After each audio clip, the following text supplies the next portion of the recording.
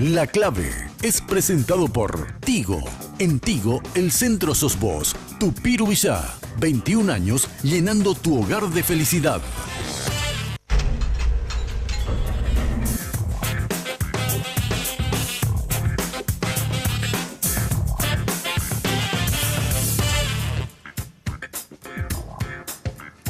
Muy buenas noches. 4 años han pasado del gobierno de Horacio Cartes. Pensar que en la Argentina, nomás acá pegado, los gobiernos duran 4 años. Bueno, en Paraguay duran 5 años, así que estamos entrando en el último año del gobierno del presidente Cartes. Tenemos 2 elecciones, o sea, en este momento el marco del gobierno se mueve en torno a la política. Tenemos la interna el 17 de diciembre y las generales el año que viene en abril. He invitado a 2 diputados, uno oficialista y el otro del Partido Liberal Radical Auténtico, ala disidente, porque ustedes saben que también hay un ala oficialista a favor del gobierno, y a un economista para hablar de estos temas. ¿Qué tal, diputado Víctor Río? ¿Cómo estás? Muy bien, Germán, muchas gracias por la invitación y un saludo también acá a Ramón y a Luis. Y bueno, mi respeto de siempre a la audiencia y vamos a tener un lindo debate seguramente. Así es. Ramón Romero Roa, buenas noches, diputado, ¿cómo estás? Buenas noches, Germán, gracias por la invitación, saludo a los invitados y a la teleaudiencia. Bueno, creo que no hace falta aclarar quién es opositor y quién es oficialista, los dos son demasiado conocidos para aclarar eso.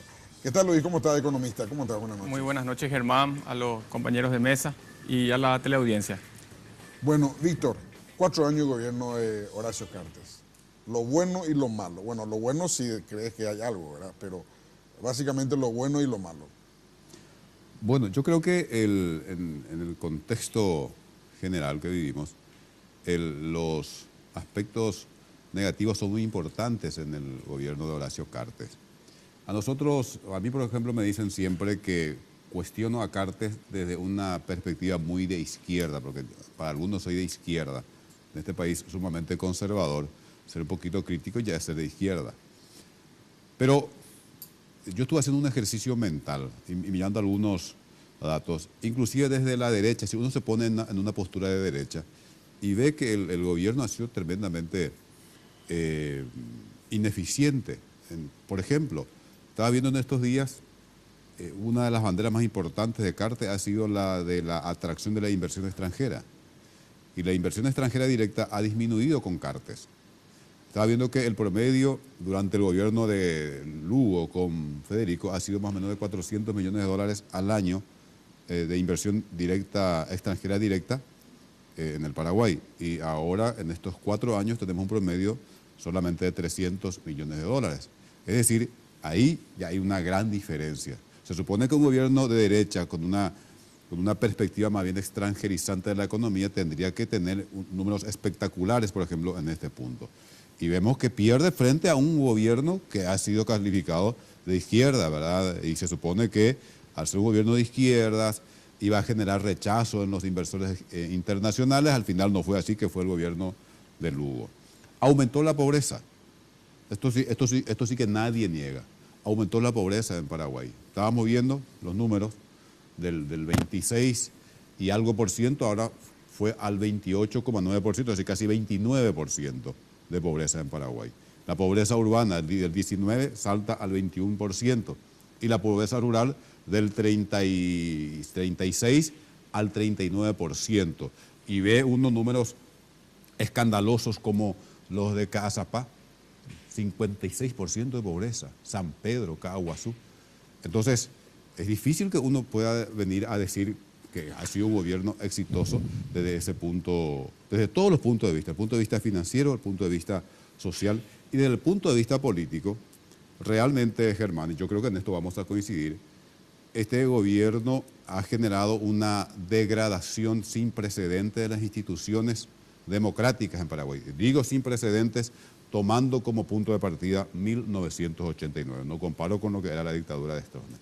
La degradación de la institucionalidad republicana, la degradación de las instituciones democráticas, los antivalores democráticos se han fortalecido con el gobierno de Cartes, así es que yo considero que el saldo definitivamente es negativo desde todo punto de vista. Ahora me limité a 3 aspectos: el aspecto de las inversiones, el aspecto social y el aspecto político. ¿Tu opinión, diputado? Bueno, en realidad 4 años fueron de mucho trabajo y se hizo mucho, pero hay muchos por hacer aún, Germán. Indudablemente de que hay aspectos positivos y también aspectos que el propio gobierno analiza que hay que mejorar rotundamente, porque la sociedad exige también mayores respuestas, ¿verdad? Yo voy a puntualizar simplemente una opinión no mía ni del gobierno, sino de un destacado economista, César Barreto, que en estos días opinó sobre algunos aspectos que hacen a su área. Por ejemplo, él hablaba de que, por ejemplo, como un aspecto positivo, la inversión en infraestructura ejecutada por el Ministerio de Obras Públicas, que superó todo lo que ha sido comparativamente con otros gobiernos. Habló también de las buenas políticas macroeconómicas que el gobierno mantiene, porque eso hace también a que otros aspectos no se vuelvan mucho más preocupantes. Habló de la aplicación de la ley de responsabilidad fiscal, que fue un equilibrio bastante importante para la economía. También habló de la garantía que se le da a la estabilidad en las cuentas públicas. Acá está con nosotros un economista. Esa fortaleza macroeconómica es muy importante. La ley de transparencia en alguna medida ha sido utilizada por la ciudadanía ya positivamente. Creo que ha sido una voluntad política del gobierno, si bien nosotros desde el Parlamento aportamos lo nuestro, la aplicación en sí es una voluntad política del gobierno. Indudablemente que la inversión en viviendas siempre se destacó. En los últimos tiempos la gestión en esa área ha sido bastante positiva, que también menciona Barreto. Y por supuesto hay una cuestión que se nota a leguas como algo importante, que es la inversión en la educación de muchos jóvenes que fueron al exterior en el proyecto de becas que se denomina Carlos Antonio López. Por ejemplo, por citar algunos que creo yo son muy importantes, porque de eso también parte todo aquello que se pueda seguir haciendo en beneficio de la población, ¿verdad? Si bien hay aspectos muy negativos, tenemos que resaltar también, por ejemplo, el crecimiento de ayuda, por ejemplo, al sector de los adultos mayores, que no superaba las 100.000 familias, hoy estamos superando las 160.000 familias. Un aspecto importante que es también el apoyo al sector indígena. Nosotros no teníamos 1.000 familias indígenas con apoyo del Estado anteriormente. Hoy estamos superando 21.000 familias, si es poco en comparación a lo que necesitamos, pero comparativamente del 2013, que tengamos nosotros un vínculo directo con menos de 1.000 familias, superar ahora 21.000 es un proceso importante que hay que seguir haciendo un esfuerzo para hacer crecer, ¿no? Desde el punto de vista de la economía, Luis, ¿cómo calificas estos 4 años? ¿Qué comentario tenés? Bueno, yo un poco, desde un punto de vista crítico, comparto en general las críticas, ¿verdad?, al gobierno, principalmente porque las necesidades de cambios son muy grandes, ¿verdad?, en nuestro país. Cuando un gobierno llega, como el de Cartes, hay mucha expectativa de cambios, de mejora en la calidad de vida de la gente, y creo que el gobierno actual no ha respondido a las expectativas de la gente, ¿verdad? Nosotros tenemos una economía que tiene muchos problemas estructurales, ¿verdad? Poca generación de empleo, mucha desigualdad social, mucha pobreza, poco valor agregado a la producción, poca industrialización. Y esos problemas, digamos, más macro, no fueron, digamos, modificados en estos 4 años desde mi punto de vista. Y entonces es como que las tareas más importantes no fueron realizadas. Yo al menos espero mucho de un gobierno en un país con tantas necesidades como el Paraguay, donde hay tanta gente por fuera de la economía y del Estado que no tiene acceso a una buena educación, a un buen empleo, a una buena calidad de vida. Entonces los requerimientos hacia el Estado, hacia las políticas públicas son mayores. O sea, la responsabilidad de un gobierno realmente es muy importante. Entonces uno esperaría más agresividad en las políticas públicas. El problema un poco del Estado paraguayo y del gobierno es que cuenta con instrumentos muy limitados. O sea, empezando por los impuestos, ¿verdad? La recaudación tributaria, que en el caso paraguayo es muy baja, ¿verdad?, comparando con cualquier país de la región. Entonces, a la hora de invertir realmente no hay los recursos porque no se genera esa recaudación y se termina apelando a mucho endeudamiento, que no es la mejor manera, digamos, de financiar políticas públicas. Entonces, esa tarea, por ejemplo, de corregir el sistema tributario, mejorar los ingresos de los sectores que más ingresos tienen, ¿verdad?, en la economía, es como que no se abordaron. Y hoy va terminando el gobierno de Cartes y se mantiene, por ejemplo, la misma presión tributaria, 12% al inicio y ahora 12,5% más o menos de recaudación de impuestos en relación al Producto Interno Bruto. Entonces, la inversión social no ha variado mucho. Uno mira educación, salud, el tema campesino, ni qué decir, reforma agraria, generación de empleos. Hay muy poco estímulo desde el Estado. Y en el caso paraguayo, el Estado tiene que ser más activo, más agresivo, porque el sector privado genera actividades que concentran mucho la riqueza. Por ejemplo, la producción de soja, de carne para exportación. Digamos que se genera riqueza, pero queda muy concentrada. Entonces el Estado debería como mitigar eso a partir de impuestos y de inversiones. Y ese rol es lo que es muy débil, digamos, del Estado paraguayo. Yo creo que es una de las deudas más grandes del gobierno actual no haber modificado las inequidades tributarias, mejorar, digamos, la progresividad de la recaudación y la inversión consecuentemente, ¿verdad? Entonces hay como que, desde mi punto de vista, 4 años donde se podía haber hecho mucho más. Y no se hizo, bueno, porque se tiene una convicción de que el sector privado haría esas tareas de desarrollar el país, invertir, pero como decía el diputado Ríos, esa inversión ha tenido un comportamiento contrario, ha disminuido en los últimos años y el sector público, más que una cierta inversión en obras, incluso no todos los bonos soberanos, la deuda se usa en obras, una gran parte se usa para pagar deudas anteriores. Entonces los resultados no son los mejores. Aumento de la pobreza, aumento del desempleo también y mantenimiento de las desigualdades históricas de nuestro país, ¿verdad? Ahora, es importante nomás mencionar lo siguiente. Ramón decía, y yo estoy de acuerdo con el programa de becas, obviamente, uno puede estar en contra, pero eso no significa mayor inversión en educación. Acá el momento de mayor inversión en educación fue el año 2011, cuando llegamos al 4,1% del PIB de inversión en educación. Hoy estamos al 3,6%, es decir, bajó la inversión en educación en Paraguay. Eso es importante mencionar también. Y el tema de la infraestructura, obviamente, o sea, con este nivel de endeudamiento, acá hubo una catarata de dólares que llegó al país en base a la colocación de bonos soberanos, un endeudamiento estratosférico que tuvimos, y a través de la ley de APP, obviamente el gobierno tiene una disposición discrecional de esos recursos para poder invertir en infraestructura, obviamente. Pero lo que pasa es que a mí me hubiera gustado el mismo nivel de inversión en infraestructura, pero que no implicara tanto endeudamiento para el país, que se podía evitar modificando un poquito la matriz tributaria de la que hablaba Luis. Lo que pasa es que no van a modificar la matriz tributaria porque están de acuerdo con esto, están de acuerdo con mantener el status quo. Pero tampoco Lugo cambió eso. No, esa es una cuestión del Parlamento. Lugo nunca tuvo mayoría para poder modificar eso. Pero no impulsó tampoco. No, nosotros presentamos proyectos de ley en ese sentido, siempre rechazaron. ¿Cambiando la ley tributaria? Obviamente. Este tema por ejemplo, del mayor, de establecer impuestos a la exportación de granos de estado natural, esto no es nuevo, pero Lugo nunca tuvo fuerza en el Parlamento para poder modificar. Ahora, tampoco para decir que hizo una gran campaña de concienciación, eso es cierto, en eso también te doy la derecha, pero en el caso del gobierno de Cartes, es un gobierno de tendencia más bien conservadora que obviamente prefiere mantener el status quo. ¿Cómo se demuestra esto? Por ejemplo, hoy dimos media sanción en la Cámara de Diputados a un proyecto de ley para prohibir establecer impuestos a la exportación, por ejemplo, de granos de estado natural. Lo único que faltaba era decir que, artículo 2, quien ose presentar proyecto en contrario será declarado traidor a la patria, más o menos. O sea, bueno, tenemos que hacer una breve pausa. Te dejo picando una pregunta, Ramón. En el caso del aumento de la pobreza, es un talón de Aquiles. Sobre eso quiero preguntar, ¿qué explicación hay a ese aumento de la pobreza?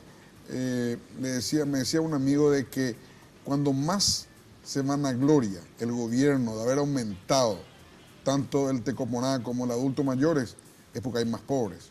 Cuando hay más subsidio al desempleo en los países industrializados, es un síntoma malo de la economía porque significa que más gente está entrando en esa franja de necesidad. Breve pausa y volvemos.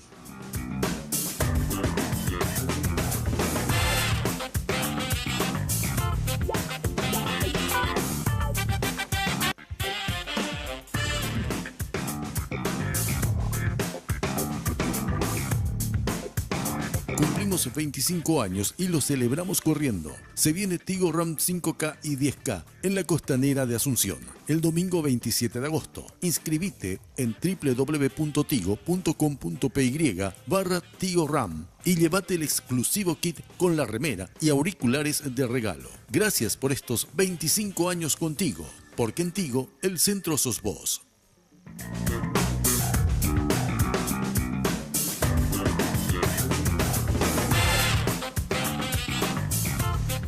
Ramón, sí, el talón de Aquiles del gobierno, el aumento de la pobreza, es algo que, bueno, a cualquiera que se accede a esa información dice, ¿qué pasó? ¿Por qué aumentó la pobreza en un país que estaba creciendo a un ritmo de 4% por año? ¿Cómo que se compaginan? Crecimiento, pero aumenta la pobreza. Bueno, pues estamos de acuerdo que hay mayor cantidad de familias que han sido incluidos dentro del programa Tacomorán, por ejemplo, más de 60.000, comparando con el 2013. Y ya he hablado del proyecto que se lleva a cabo con los adultos mayores, por ejemplo, en relación a qué cantidad de familias también fueron incluidos y en relación a las comunidades indígenas. Y yo decía al principio que hay mucho por hacer aún, Germán. Nosotros desde el gobierno notamos que no hay un conformismo por lo que se hizo. Por ejemplo, se mencionaba aquí la utilización de los bonos soberanos para infraestructura y que gran parte de eso no se utilizó para ese fin. Pero eso ha sido también un reto que asumió el presidente Cartes cuando en el 2013 tenía que definir qué rumbo tomar para hacer las obras que se tienen que hacer y que necesitamos aún seguir haciendo en el país. Y en ese sentido se optó por la calificación que tenía nuestro país, por el trabajo que se venía desarrollando en el ámbito económico, de ubicar los bonos soberanos, que no es una cuestión nueva. Se ubicó esos bonos soberanos en el gobierno del presidente Federico Franco, 500 millones de dólares. Y eso generó inclusive el movimiento de la economía también, porque si hubiésemos solamente pensado qué tenemos en caja. Recuerdo que el ministro de Obras Públicas hablaba de una deuda que dejó el señor Busarqui de 93 millones de dólares, que ni siquiera tenía un calce presupuestario. Y en IPS se hablaba de una infraestructura comprometida en ejecutarse de 272 millones de dólares que no tenía una partida presupuestaria en ese momento. Y bueno, se optó por ubicar los bonos soberanos, que entiendo ha sido un reto también no tan fácil de asumir para el presidente Carter, pero en cambio fue hacia ese camino. Y por eso tenemos mayor inversión en infraestructura vial, inclusive comparando los últimos 3 gobiernos que pasaron. Esa es una realidad que no se puede objetar. Y hoy en día, indudablemente, reitero que hay mucho por hacer. Se menciona mucho de que tenemos las deudas han crecido, pero también hay que mencionar que tenemos más de 2.300 millones de dólares de más en aumento comparativamente al 2013, de nuestras reservas, que son también importantes mencionar en algún momento, ¿no? Germán, pero justamente ahí está el tema. Se optó por endeudar al país. En una primera partida creo que eran 1.500 millones de dólares en bonos soberanos. Pero paralelamente, el presidente veta la ley que establecía el 10% de impuesto a la exportación de grano en estado natural. Según los entendidos, eso iba a implicar una recaudación anual de 400 millones de dólares. 5 por 4, 20. En 5 años tenías 2.000 millones de dólares. ¿Qué necesidad había de ir a endeudar al país por 1.500 millones de dólares? Hasta que esto mismo se podía hacer sin endeudar al país como se lo está endeudando hoy y comprometer a endeudar ya a futuras generaciones. Aquí hay también una responsabilidad intergeneracional, porque ya les estamos dejando deudas a paraguayos que van a nacer. O sea, al paraguayo por nacer ya lo estamos endeudando. Eso por un lado. Eso es importante mencionar, porque si no hay una confusión. No es que Carter tenía que promover la ley. Ya estaba, el Parlamento aprobó y él veta 400 millones de dólares. Y no queda ahí. Cuando modificamos el IRAGRO, el Ministerio de Hacienda decía que iba a recaudar 250 millones de dólares al año si modificábamos. Yo voté en contra, obviamente.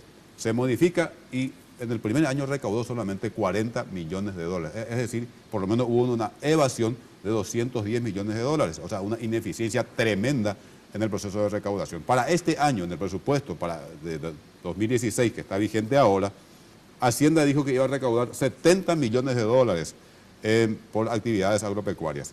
Hasta hace poco solamente recaudó 19 millones de dólares. Es decir, no puede ser que vos por tu ineficiencia tengas que endeudar a todo un país y comprometer, repito, el bienestar de las futuras generaciones. Ahí está el grave problema. Y sobre la cuestión de la tercera edad. Es impresionante el sufrimiento de mucha gente que está quedando sin su famoso tecopona. Porque le dicen, voy a tener una vaquita, 2 vaquitas. ¿Qué son 2 vaquitas? 2 vaquitas a tu nombre. Y con eso ya le dejan en la calle. ¿Y qué va a hacer? Va a vender sus 2 vacas y se queda sin nada. O sea, le sirve para tomar leche en todo caso. O sea, ese tipo de argumentos se utiliza para que mucha gente esté perdiendo ese beneficio tan importante. Germán, resulta que desde el gobierno muchas veces uno tiene que basarse en hechos concretos para manifestar lo que se hace. Desde la oposición es mucho más fácil hacernos ideas. No es idea. Si yo preguntase al colega Víctor, vetó comparativamente, ellos tuvieron 4 años en el poder, en el periodo anterior. Vetó o no vetó la ley de soja. 4 años. Igual que el periodo de Cartes. Y los números nos dicen de que las cosas tampoco funcionaron, sí, inclusive ahora, comparativamente. Pero Ramón, me permití concluir. ¿Ahora aumentó la pobreza o no? ¿Aumentó no la pobreza? Siempre tus ideas. ¿Aumentó no la pobreza? Quiero concluir por mis ideas, ¿verdad? Entonces, yo hablo con muchos economistas que no son afín del gobierno. Yo no necesito defender al gobierno, simplemente decir de que lo que tenemos que ampliar es nuestra base tributaria, que es lo que más se dice, y no cargar todo el peso sobre un sector. Pues la iniciativa de eso tiene que tener Poder Ejecutivo. Claro, pero cuando Víctor habla siempre instala, por ejemplo, al sector de los granos o 1 o 2 sectores más. No habla de un espectro mucho más grande, mucho más amplio, que nos facilite. Pero ¿a dónde más va a ir, Ramón? Tenés, ampliación de la base tributaria. Iba a todos los pequeños y medianos productores, al que vende conejo, chancho, etcétera, ¿verdad? No, pero te pregunto, ¿a dónde más? Impuestos a los autos cooperativos, clase media, clase baja. ¿A qué más le vas a cargar con impuestos? Pero esa es la realidad de nuestro país, Víctor. Nosotros no podemos hacernos un proyecto en base a cuestiones que no hacen parte de la realidad del país. Nosotros no podemos tampoco... ¿Forma parte de la realidad del país la exportación importante de grano en estado natural o no? Es una discusión que hay que instalar. Forma parte de la realidad o no. El resultado de eso tiene que ser producto de un pacto general. No puedes hacer de la manera que se hace siempre. Es el mismo discurso que se hace desde la época de Eligio Ayala. Hay un mensaje de Eligio Ayala en 1926 del Parlamento donde dice justamente, siempre hay que hacer un pacto, que hay que esperar un mejor momento y sigue la misma historia. Entonces, ¿qué mejor pacto es que el Parlamento diga, señores, hemos decidido aprobar 10% y el Ejecutivo veta? O sea, el Parlamento representa el pacto social. El poder administrador sigue siendo el Ejecutivo. Esa es nuestra institucionalidad. O sea, yo no te digo lo contrario, pero no es la visión parlamentaria la que se va a ejecutar. Lo que pasa, Ramón, no es el problema de la realidad, es la interpretación de la realidad que hacemos cada uno. Para vos está bien esto y vos decís que hay que ampliar la base tributaria. Eso significa seguir cargándole impuestos a la clase media, a los pobres, etcétera, etcétera. Yo digo, no, suficiente con esto. Establezcamos impuestos y, si es posible, impuestos directos. Cobremos impuestos a la riqueza. Basta de cargar impuestos a la gente. Eso es lo que yo planteo, simplemente. Cuando hablamos de la ampliación de la base tributaria no estamos incluyendo a los ricos.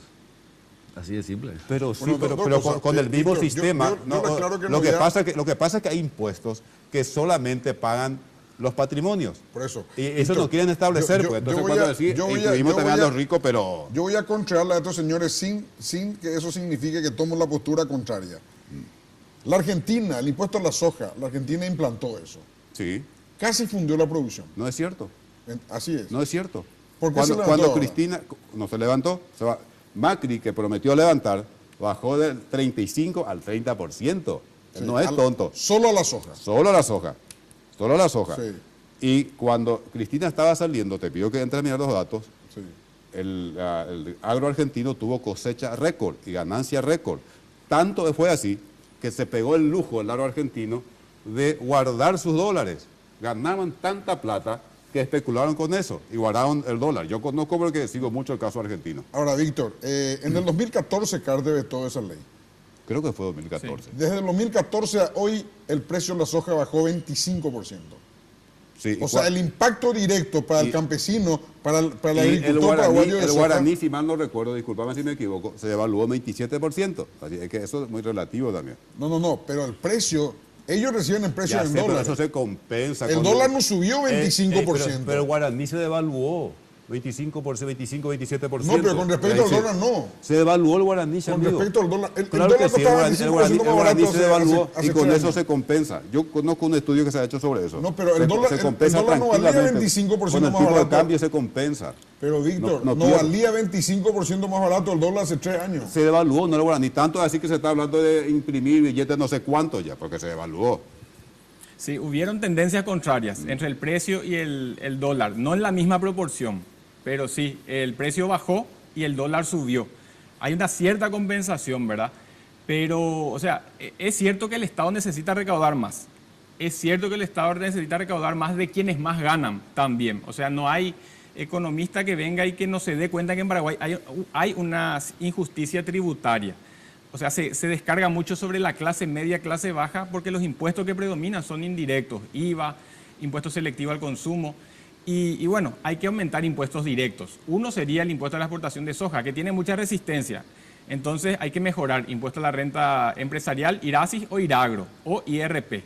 Pero tampoco se mejora por ese lado. Brasil, Ahora, por ejemplo, Brasil Luis, no tiene impuesto a la exportación, Sí. pero sus impuestos directos a la renta son muy altos. Y bueno, entonces por ahí viene la mano. Entonces, algún Porque cambio en los países del primer mundo, que son los mayores países productores de soja, hay subsidio a la plantación de soja.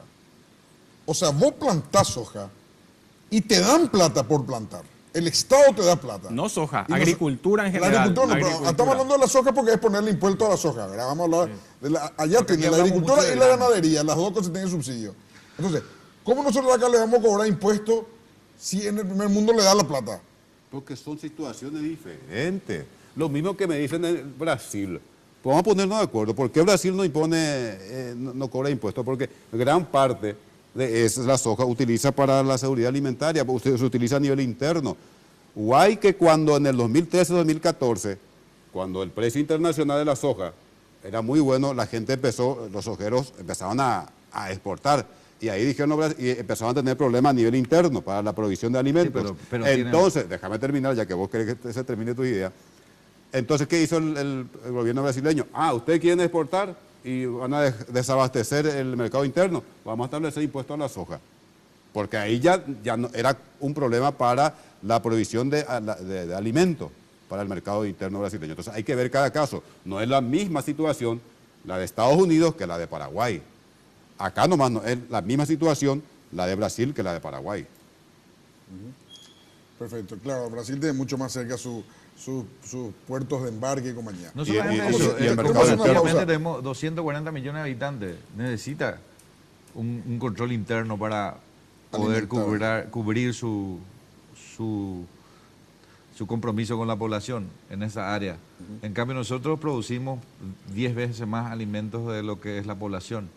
Y sí, pero tenés 700.000 personas con desnutrición. O sea, algo está mal. Pero Algo estamos huele hablando de mal. un solo producto. Algo Nelson. huele mal en Dinamarca. Bueno, hacemos una brevísima pausa y volvemos.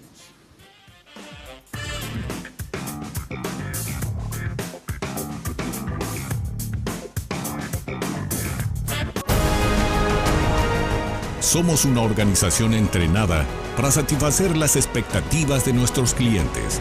Desarrollamos un trabajo de compleja ingeniería y evolucionamos constantemente gracias a la preferencia de la gente.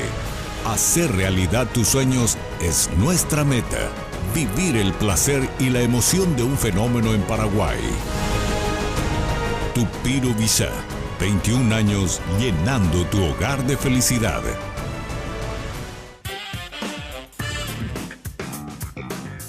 Tupiru Visa, Una organización entrenada para satisfacer las expectativas de los clientes, desarrollando un trabajo de compleja ingeniería y evolucionando constantemente gracias a la preferencia de la gente. Un gran equipo que trabaja día a día para hacer realidad tus sueños. Un fenómeno en Paraguay. Tupiru Villa, 21 años, llenando tu hogar de felicidad.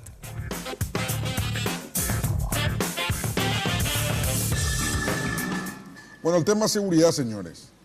La seguridad del país. Ahora sí vamos a darle primero la palabra al diputado Ramón Romero. La seguridad en los 4 años de gobierno. La seguridad pasa también por una gran inversión que hay que hacer y replantear todo el sistema de seguridad interna que tenemos hoy día. Eso sucedió en Estados Unidos, por ejemplo, recordarás, una época en donde llegaron a una situación límite y tuvieron que hacer un replanteamiento general. Pero eso también obligó a tener una inmensa cantidad de recursos. Por ejemplo, hoy día te dicen, la propia policía está involucrada, entonces hay que sacar. Pero ¿cuánto cuesta sacar eso? Y de repente hacemos los números y decimos, no, el número es muy alto. Pero ¿cuál es la repercusión de ese número alto que no gastamos en la seguridad? Y en eso tenemos que ponernos de acuerdo.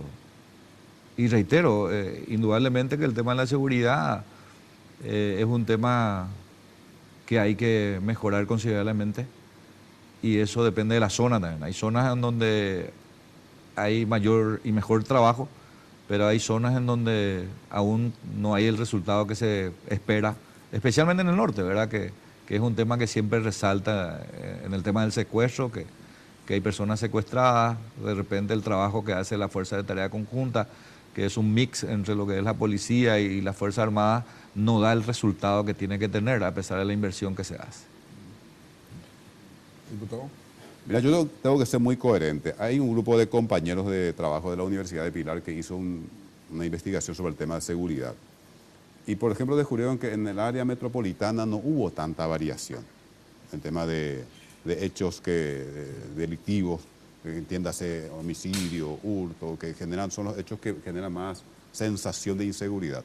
No hubo mucha variación, o sea que más o menos se mantiene la tendencia. Sí aumentaron los hechos violentos en la zona de Amambay, por ejemplo, que está en promedio está entre los promedios más altos de inseguridad en el mundo, pero también tenemos zonas como Ñembucú, que su nivel de seguridad está al nivel de los países escandinavos.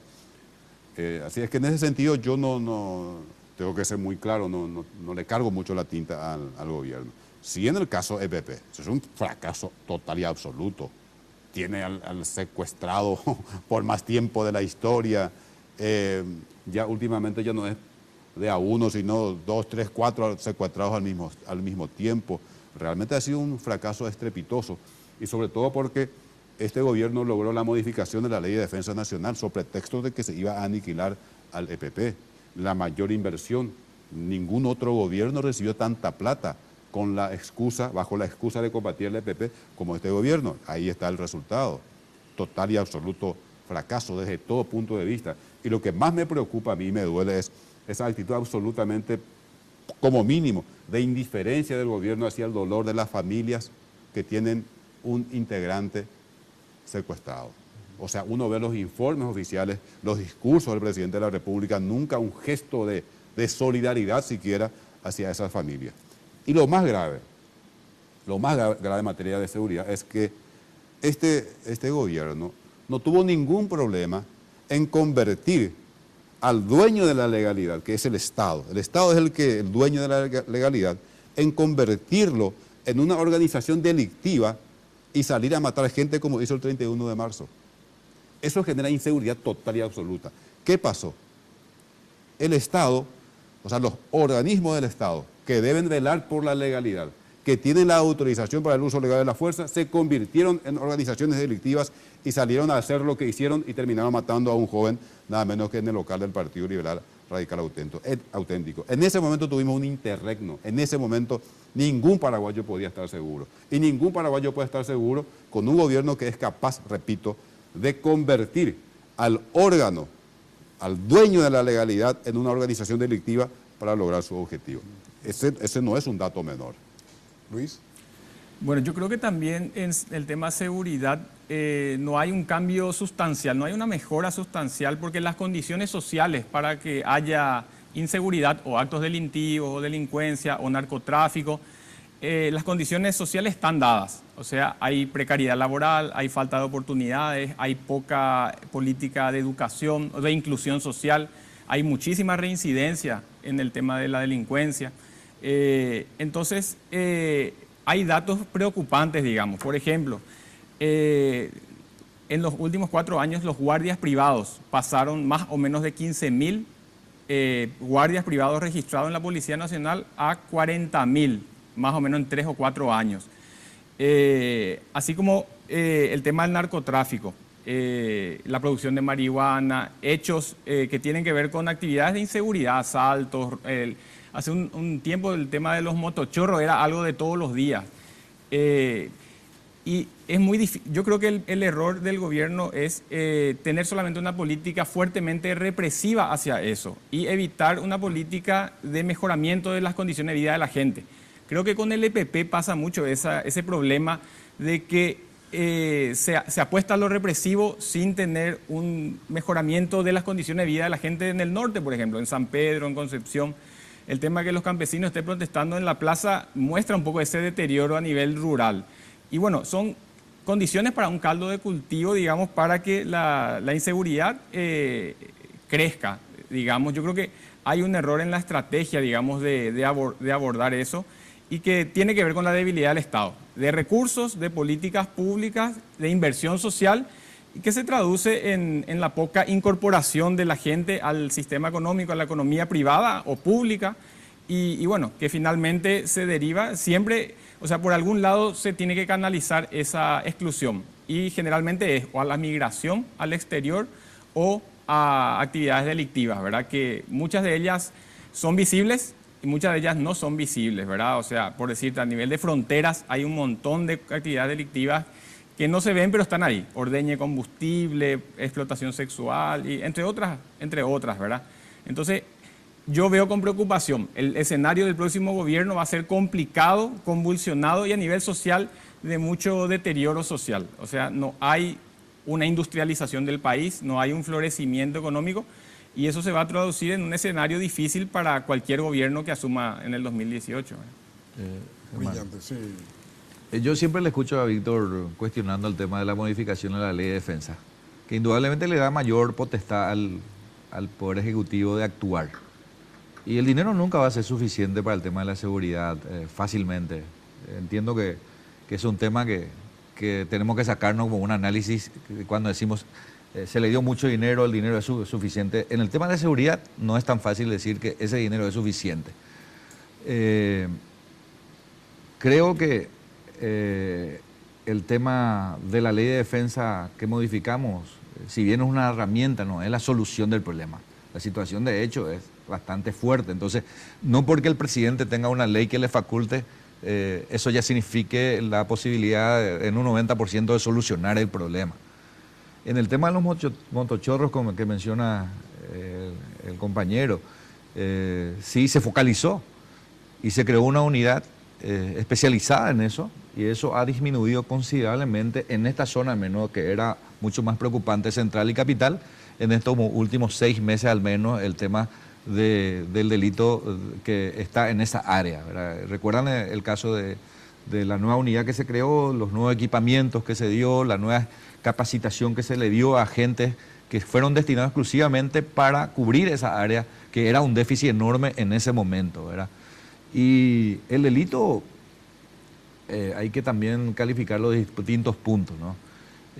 Hay delitos que son transnacionales, que tienen una organización criminal bastante sólida, que va más allá inclusive de lo que puede el Estado muchas veces por la infraestructura que maneja. La criminalidad hoy día en la región, digamos la América Latina y eso, tiene una conexión enorme. El PCC, todas estas cuestiones que hacen a los comandos capital del Brasil, eso que tienen un ataque interno y buscan refugio hacia este lado, y tienen una capacidad enorme de movilización y tecnología para actuar. Entonces, si tenemos ese problema que estamos focalizando indudablemente que también a la par de hacer ese trabajo con el EPP, a través de la Fuerza de Tarea Conjunta, también tenemos que focalizar nuestro trabajo hacia esa área. Y de eso hemos hablado con grandes empresarios, inclusive, que estaban preocupados. Y en realidad nosotros necesitamos, creo yo, unos 300 millones de dólares hoy invertir en seguridad, en distintas áreas, en capacitación, en equipamiento. Y uno le dice a la gente, dice, no, ¿qué vamos a hacer 300 millones de dólares para la policía? Eso se va a robar nuevamente. Cuando en realidad, si no invertimos ahora, el futuro también va a ser bastante difícil si no asumimos ese reto. Bueno, Una señores, aclaración más. Yo no dije que era suficiente, dije que recibió más recursos que todos los gobiernos anteriores.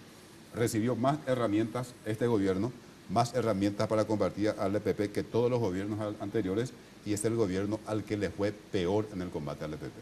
bueno, señores, a la vuelta de la pausa le dejo picando la siguiente, no sé si pregunta o... Hace 3 años, cuando vino el Papa Francisco, fuimos centro de atención mínimo de la región y eventualmente del mundo. Desde el Papa para abajo, ponderaron a nuestro país. En general, no al gobierno, al país en general, a su gente, al país. Periodistas extranjeros calificadísimos y conocidísimos ponderaron al país, resaltando una y varias veces que era un país con tales características, todas positivas. Recuerdo que José Levy, el corresponsal de CNN en español en el Medio Oriente, que vino a cubrir a Paraguay la visita del Papa, se refería, yo tenía la grabación de WhatsApp, se refería en términos muy buenos sobre nuestro país. Entonces, ¿es eso el país que nos ven de afuera y nosotros vemos otra cosa? ¿O qué pasó cuando vino el Papa y fuimos la atención del mundo durante 2 días? Breve pausa y volvemos.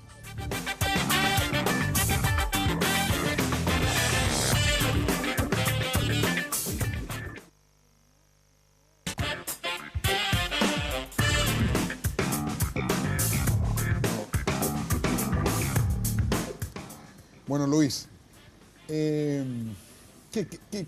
nos pasa? ¿Vemos nosotros otra cosa o de afuera nos ven con mucho optimismo? ¿Por qué la gente viene y ve algo que nosotros acá todos los días no vemos?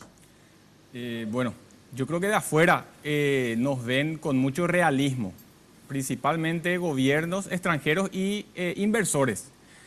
Víctor nos recordaba la inversión extranjera que fue bastante baja en los últimos años, ¿verdad? De repente nosotros tenemos una visión o se crea una imagen interna de lo que es la realidad económica paraguaya, que la vemos o la imaginamos más internamente que externamente.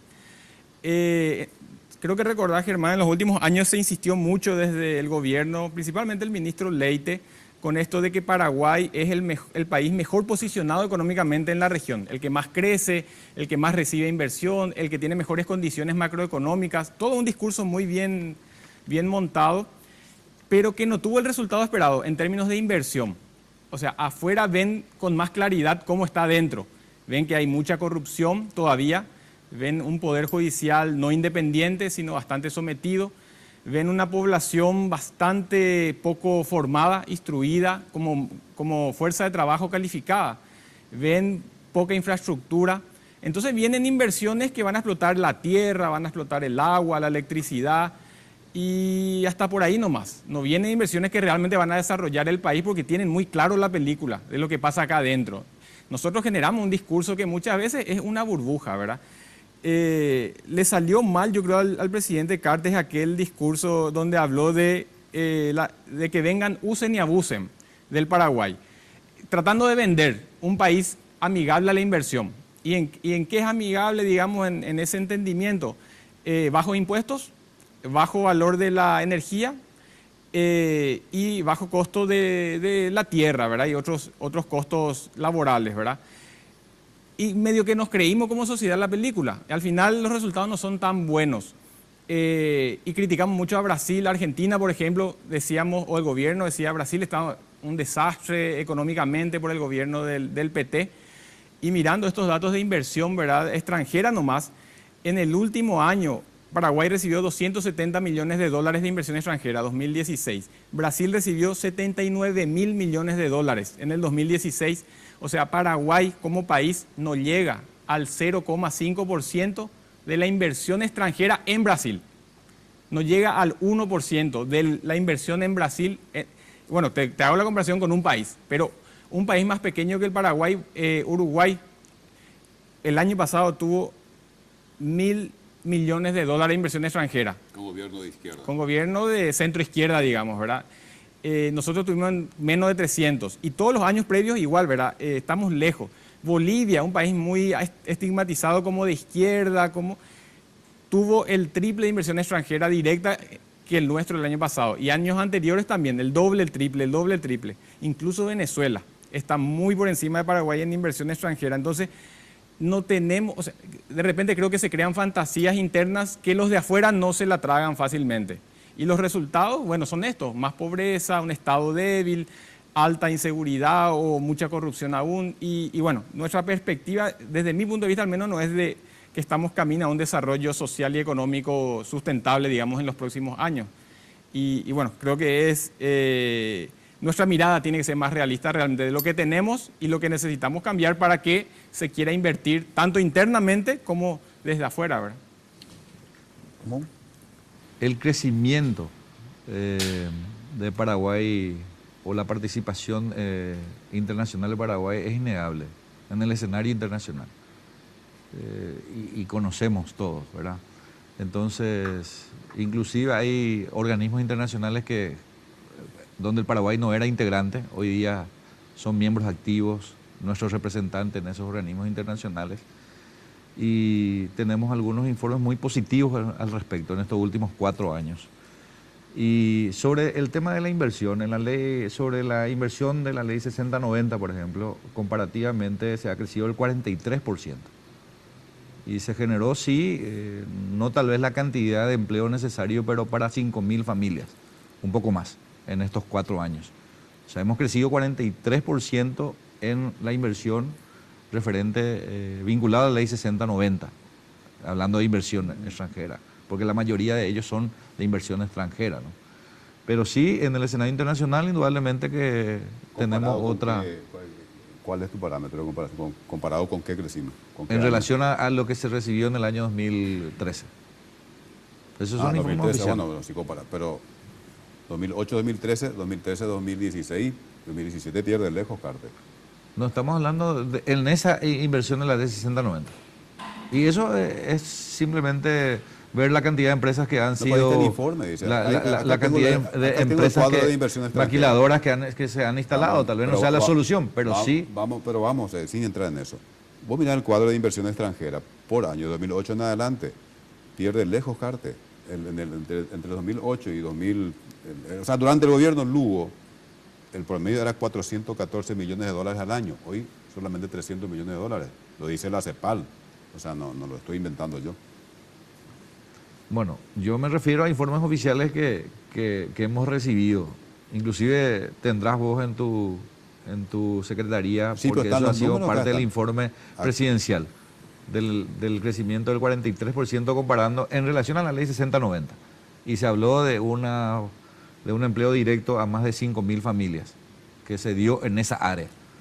Pero sin embargo, el mismo gobierno nos dice que aumentó el desempleo en el área metropolitana. ¿Vos te acordás de eso? Sí. Aumentó el desempleo. Entonces, ahí está el problema. Cuando empezamos a hablar de los números, espectacular, comparando con este aumento. Bueno, pero ¿para qué gobierna uno? Tiene que mejorar las condiciones generales de vida de la sociedad. En ese sentido, aumentó la pobreza. Hubo más gente que cayó en extrema pobreza. Hay 700.000 personas con desnutrición. La FAO le premió hasta a Venezuela, y no a nosotros, por el combate al hambre, por ejemplo. ¿Verdad? Aumenta el desempleo. Baja la inversión en educación. Entonces, ahí está el problema. Es que y sobre la reserva, cierro con esto, Ramón, y puedes hablar hasta el final del programa. Sobre el tema de reservas internacionales. Y esta no es una cuestión imputable solo a Cartes, también a los gobiernos anteriores. Pero este es un grave problema, inclusive de traición a la patria. Nosotros, mientras mantuvimos nuestras reservas a 0% de interés, supuestamente por la deuda por por el tema de Gramón Berres, que eran creo que 80 millones de dólares. Y dejamos de ganar más o menos 1.200 millones de dólares por eso. Chile coloca al 6% sus reservas internacionales. Nosotros al 0%. O sea, dejamos de ganar 1.200 millones de dólares por supuestamente salvaguardar las reservas internacionales ante una deuda de 80 millones de dólares. Hoy aparentemente vamos a colocar al 2% nuestra deuda, nuestras reservas internacionales. Con eso sería más o menos 160 millones de dólares al año. Si colocamos a tasa Chile 6%, son 480 millones de dólares al año de ganancia, más que lo que recibimos de Itaipú. Yo no creo que Entonces, tasa Chile... 6%. ¿O no? Está ahí, entra a internet y va a ver 6%. ¿A quién le puede prestar, Luis? No existe esa tasa de 6% en dólares, solamente una tasa de alto riesgo puede conseguir. Pero entrar a la página de internet, y te doy otro dato más, que estuvimos revisando justamente con Benjamín Fernández, 6%. No digo que lleguemos a eso, pero por hay ahí. un bono de 100 millones de dólares colocado al 6%. Víctor, pero su reserva colocado al 6%. Luis, ¿es posible eso? No, o sea, es muy alta la tasa. Es difícil, digamos, colocar a esa tasa porque los bonos, la tasa de referencia de los Estados Unidos, ¿verdad? De los bonos norteamericanos, más o menos marca una tendencia y está por los 1,5%. Entran a la página de... Puede haber, pero... Pero la tasa LIBOR está en 4. O LIBOR, London Interbanking Offer Rate. La tasa interbancaria londinense está en Yo te menos estoy de 3. citando datos que aparecen en las páginas oficiales. No, y mirá los años y ahí tenés 6%. Nosotros vamos por colocar al 2%. Pero imagínate que Paraguay presta más barato. Y Chile coloca. Es decir, Paraguay presta a 4.8 y Chile coloca a 6, Víctor. Es inviable, es imposible. Bueno, es lo que aparece en las páginas. O sea, yo no voy a poner a discutir los números que nos aparezcan en las reservas páginas. internacionales al 11 de agosto de este año está en 8.113 millones de dólares. Ese es el informe oficial. Y decirle a Víctor, gracias al gobierno del presidente Carter, ya no tener problema de Gramón Berres. Pero ese viene un proceso hace mucho tiempo. O sea, eso es como decir, yo hice el gol gracias porque yo soy el capo y tenía 11 jugadores. Pero siempre uno... armado todo el equipo, o sea, está bien. Pero es un proceso largo, o sea, pero recordad que es una política de Estado, es como inaugurar obras que empezó otra gente a decir, yo soy el genio que hizo Pero esto. recordad que el gobierno de Federico Franco propuso que se pague esa deuda. Bueno, pero perfecto, pero no sé, hubo gente que planteaba que se pague esa deuda. Pero el Estado paraguayo dijo que no, siguió litigando. El Estado paraguayo era justamente dirigido por el presidente Federico Franco. Pero no cambió la política, él tenía otro criterio. Si no hubiésemos guiado por Federico Franco, el Estado paraguayo siguió litigando y justo durante el gobierno de Carter termina la causa. O sea, tampoco son Neymar y Messi juntos. Esto viene hace rato. No, yo creo que se priorizó. O sea, yo no le quito mérito, pero tampoco adjudíquense todos los méritos de un proceso larguísimo. Repito, es lo mismo que se construye una gran obra. Dura 10 años, me toca a mí inaugurar y decir, yo soy el genio y yo construí esta obra. Tengo que ser honesto y decir, esto viene de hace rato, eso nomás. Pero es una posición muy diferente decir, señores, yo como presidente digo que se pague esta deuda y decir, no, yo asumo y digo, señores, no pago esta deuda, vean la solución y solucionen este problema. Sí, pero, es lo que el Estado paraguayo continuó. O sea, ¿cuántas veces los presidentes tienen criterios diferentes y después que el Parlamento lo malo permite, el Estado paraguayo continuó? Lo malo es problema del presidente Cartes. No, lo bueno que se resuelve es yo no resultado de la gestión del Estado. Segundo concepto. No te adjudiques todos los méritos cuando los méritos vienen, cuando el proceso es largo, pasaron varios gobiernos. No te adjudiques vos todo el mérito. Esto es un deporte, como jugar al deporte colectivo, como jugar al fútbol. Hiciste un gol de taquito, pero previamente hubo compañeros que te armaron la jugada. O sea, vos sos un genio, pero hay gente que te acompañó. Pero en este punto es totalmente diferente. ¿Por qué? En otros casos podríamos hablar inclusive de la acumulación de la reserva, por ejemplo, de la estabilidad macroeconómica. Todo eso es todo un proceso que provino desde el año 2003. Pero ¿desde cuándo viene la estabilidad macroeconómica? Esa es un discurso muy vulgar, ya sabemos. Paraguay, desde Nicanor en adelante, lo macroeconómico, nunca tuvimos problemas. No sé cuándo tuvimos problemas macroeconómicos en Paraguay. ¿Cuándo? A ver. Con Lucho. Con Lucho Lucho, tuvimos. un poquito periodo. Y después, Cesación de pago. y bueno, después de vino salario. Nicanor, estabilizó Bueno, la pero cosa entonces, y seguimos. No, vos me preguntaste cuándo y yo te dije cuándo. Está bien por eso, pero no es que una cosa otra vez para decir otra vez, este gobierno disciplina y lo macroeconómico espectacular, No, yo- lo único, viene de Nicanor en adelante como mínimo. Me O sea, refiero- Lugo me- tampoco cambió mucho esa parte, o sea, tampoco hubo problema macroeconómico con Lugo. Yo no desconocí esa parte. Yo justamente mencioné que en esos casos podemos hablar de que hay Y- una acumulación de méritos. y estamos Pero de en este acuerdo. caso de Gramón Berres es un caso Solamente el mérito muy Cartes. particular. Solamente de una Cartes. decisión política del presidente Cartes. Solamente, no será relevante. o sea, él solamente decidió litigar y en 2 años terminó un litigio internacional. Espectacular. Ahí está el resultado. No, ya Habla más, sé. más Y de lo que sí, podemos pero decir. viene hace mucho, con lo que vos planteas más o menos así.